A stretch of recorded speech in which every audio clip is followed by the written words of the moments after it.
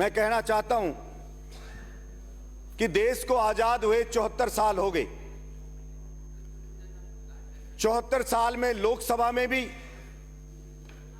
चर्चा होती है और विधानसभाओं में भी चर्चा होती रही है कि कैसे आम जो आदमी है उसके जीवन के स्तर को कैसे उठाया जाए। और मेहनतकश आदमी, किसान मजदूर आदमी अपनी खून पसीने की गाड़ी कमाई से टैक्स भी सरकार को देता आ रहा है 74 साल से कि इससे डेवलपमेंट के कार्य होंगे। लेकिन अफसोस की बात है 74 साल के बाद भी आज भी गरीब आदमी सीवर का मिला हुआ पानी पीने को मजबूर है।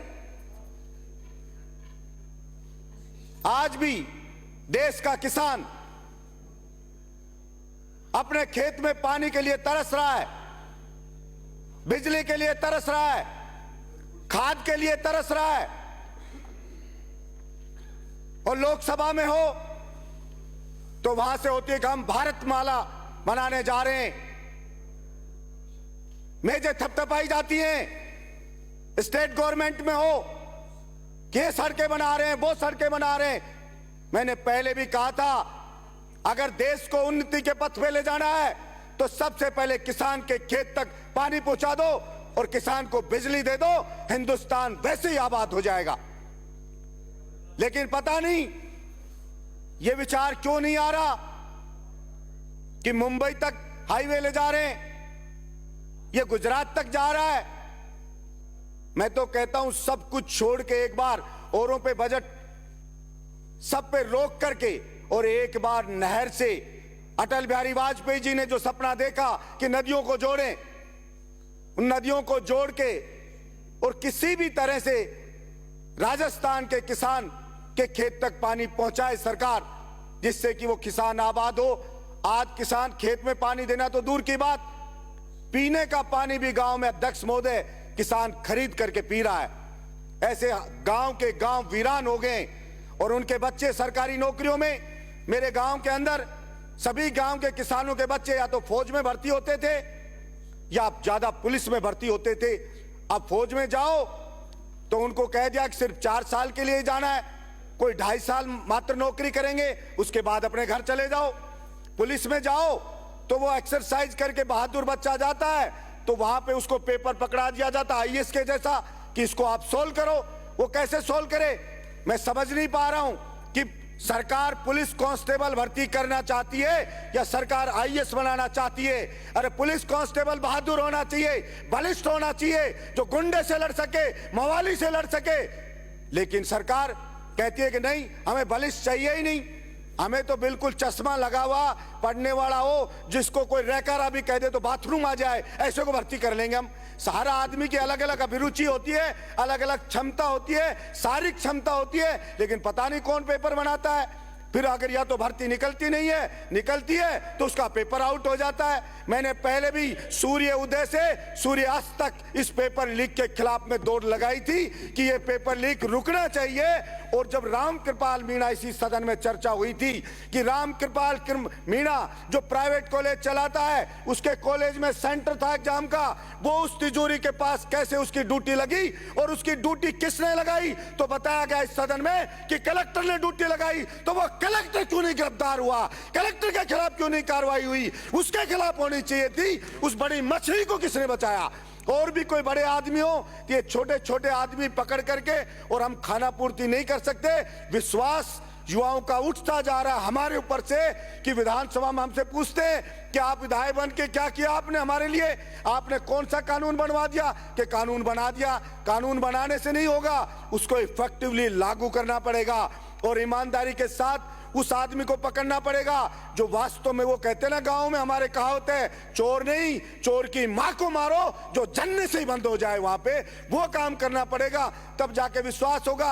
आज युवा बेचारा भटकता फिर रहा है, 4-4 साल कोचिंग करता है, महंगी महंगी कोचिंग में जाता है, स्कूल में जाओ तो भारी भारी फीस देता है, प्राइवेट स्कूलों में जाता है, कमर टूटी पड़ी है उसकी। इसलिए मैं मांग करता हूं राजस्थान की सरकार से कि राजस्थान की सरकार एक साथ कम से कम 5 लाख तो भर्ती निकाले और वो भर्तियां 6 महीने में ज्वाइनिंग दे, 2 महीने के अंदर अंदर एग्जाम करवाए और रिजल्ट लेके उनको ज्वाइनिंग दे।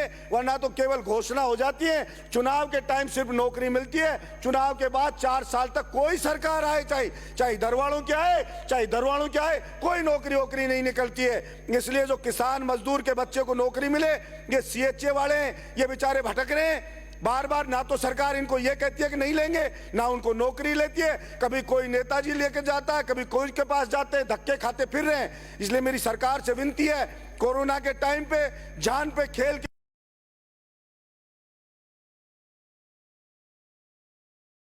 नौकरी देनी चाहिए, ये मेरी सरकार से गुजारिश है। और मैं सरकार को आगाह करना चाहता हूं, सरकार युवाओं के गुस्से को और किसी को अंडर एस्टिमेट कर रही है, किसान के गुस्से को अंडर एस्टिमेट कर रही है। सरकार को पता नहीं है किसान कितने गुस्से में है, क्योंकि उनके बच्चे बेरोजगार घूम रहे हैं, उनके पास बिजली नहीं है, उनके पास पानी नहीं है, तो वो एक तरह से ऐसे बारूद के ढेर के ऊपर हम बैठे हुए हैं। मैं कहना चाहता हूं सरकार से कि सरकार इस बारे में, इस बजट में व्यवस्था करे। बाहर के दूसरे स्टेट के आके नौकरी पा जाते हैं, राजस्थान के युवाओं को 22 स्टेट के अंदर उनका सिलेक्शन रेट 0 है, एक भी राजस्थान के बेरोजगार को नौकरी नहीं मिल रही है। मैंने सरकार से मांग की थी पिछली बार भी, और मुख्यमंत्री जी ने वचन दिया था राज्यसभा चुनाव के वक्त भी, मैंने कहा था 90 से 100% तक राजस्थान के युवाओं को आरक्षण मिले राजस्थान की सरकारी भर्तियों में, और प्राइवेट में 75% तक का आरक्षण मिले। क्योंकि राजस्थान का युवा ही कोई अनाथ नहीं है कि और स्टेट में जाए तो कहते बंगला भाषा जानने वाला हो तब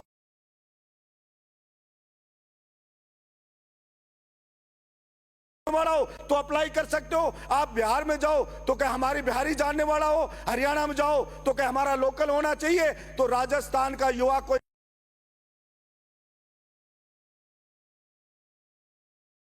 करके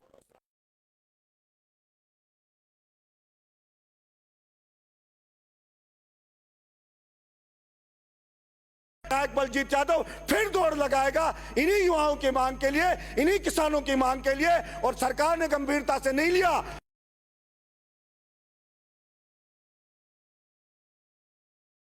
आंदोलन खड़ा करके बताऊंगा जो सरकार ने पूरे 4 साल में नहीं देखा होगा, यह आज ही बताना चाहता हूं इसी सदन में। इसलिए मैं विश्वास रखता हूं कि इसी बजट के अंदर हमारी मांगों की पूर्ति होगी, राजस्थान के बेरोजगार को उसका हक मिलेगा, राजस्थान के किसान को उसका हक मिलेगा।